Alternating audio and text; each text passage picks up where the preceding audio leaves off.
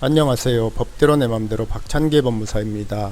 구독과 좋아요는 제게 큰 힘이 됩니다.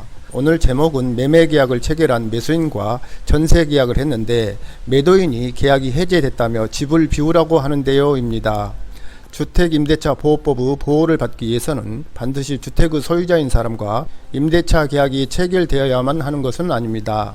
주택 임대에 관하여 적법하게 임대차 계약을 체결할 수 있는 권한을 가진 사람과 임대차 계약을 체결한 경우에도 주택 임대차 보호법의 보호를 받을 수 있는 것입니다.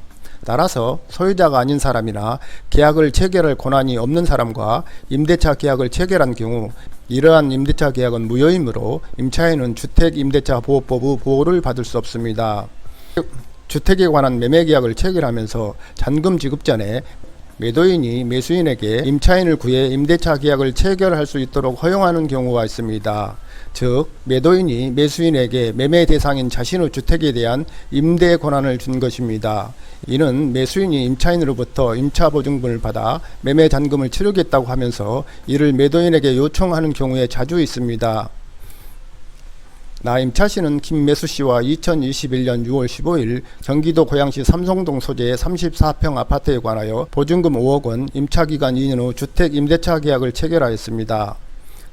그 당시 이 아파트의 소유자는 오매도씨로 김매수씨와 매매계약이 체결된 상태였고 잔금은 아직 치러지지 않았습니다. 오매도씨는 김매수씨로부터 이 아파트를 전세 놓고 그 전세 보증금으로 매매 잔금을 치르겠다는 말을 듣고 김씨에게 이 아파트에 대한 임대 권한을 주었습니다. 이는 김씨가 나 임차씨에게 보여준 아파트 매매 계약서에 명백히 적혀 있었습니다. 나 임차씨는 김매수씨가 이 아파트의 새로운 소유자가 된다고 믿으면서 임대차 계약, 즉 전세 계약을 체결하고 잔금을 치른 후 2021년 8월 5일 입주하였고 당일에 주민등록 전입신고를 하고 임대차 계약서의 확정일자를 받았습니다. 그런데 이 아파트에 입주한 후 2달여가 지난 2021년 10월 5일 오매도씨가 나 임차씨에게 찾아와서 자신이 김매수씨와 체결한 이 아파트 매매계약은 해제되었으니 집을 비워달라고 했습니다. 만일 집을 비워주지 않으면 법원에 건물 인도 청구소를 제기하겠다고 하였습니다. 나 임차씨는 오매도씨에게 이 아파트를 비워줘야 할까요? 결론적으로 나씨는 오씨의 건물 인도 청구에 대항할 수 없으므로 이 아파트를 비워줘야 합니다.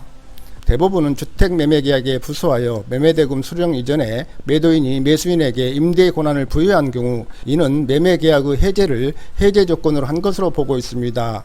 즉 매매계약이 해제되면 매매의 효력은 소멸하고 이로써 매매계약에서 정한 해제 조건이 성취되었으므로 그때부터 매수인은 주택을 전세에 놓을 권한을 상실하게 된다는 것입니다. 결국 나 임차씨는 임대차 계약인 전세계약을 체결할 권한이 없는 김매수씨와 전세계약을 체결한 것이 되어 오매도씨의 인도 청구에 대항할 수 없습니다. 비록 나씨가 이 아파트에 입주하고 주민등록까지 마쳐 주택임대차보호법상의 대항요건을 구비하고 전세계약서에 확정일자를 부여받았다고 하더라도 마찬가지입니다. 만일 나씨가 이 아파트를 비워주지 않는다면 오씨는 법원에 건물 인도 소송을 제기할 것이고 나씨는 이 소송에서 패소할 수밖에 없습니다. 결국 나 임차씨는 김매수씨에게 임대차 계약 해지를 통보하고 임대차 보증금 반환을 청구하는 수밖에 없습니다. 이러한 사례는 흔한 일은 아닙니다. 소유권 이전 듣기 전에, 즉 매수인이 소유권자가 되기 전에 매수인의 기책사유로 인하여 매매계약이 해제된 경우나 합의로 해제된 경우일 것입니다.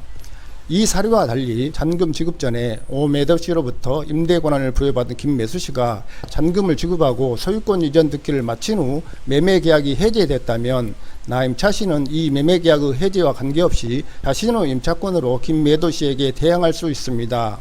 이 경우에는 계약 해제로 소유권을 회복한 김매도씨는 주택임대차보호법 제3조 제2항 즉 임차주택의 양수인은 임대인의 지위를 승계한 것으로 본다는 규정에 따라 임대인의 지위를 승계하기 때문입니다.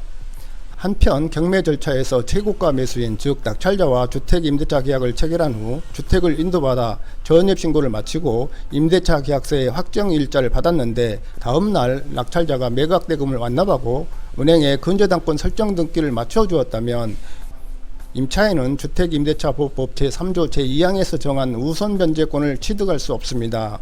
주택임대차보호법의 대항력은 주택인도와 주민등록을 마친 그 다음날 효력이 발생하기 때문에 매각대금 완납일에 근저당권을 설정했다면 근저당권자보다 후순위이기 때문입니다. 왜냐하면 낙찰자는 매각대금을 완납해야 소유권자가 되는데 매각대금을 완납하기 전에는 적법한 임대 권한이 없기 때문입니다. 오늘은 여기까지입니다. 감사합니다.